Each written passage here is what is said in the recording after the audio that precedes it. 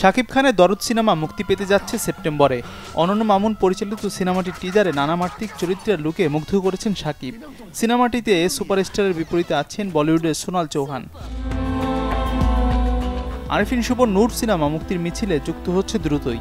সিনেমাটি পরিচালনা করছেন রায়হান রাফি। শুভর বিপরীতে আছেন ঐশী। এরই মধ্যে তুফান সিনেমার মাঝে নূরের টিজার দেখানো হচ্ছে। আরিফিন শুভর নীলচক্র সিনেমাও মুক্তির অপেক্ষায় রয়েছে। সিনেমাটির ফার্স্ট লুক পোস্টার প্রকাশিত হয়েছে। সিনেমাটি পরিচালনা করেছেন মিঠু খান। নায়িকা হিসেবে আছেন মন্দিরা চক্রবর্তী।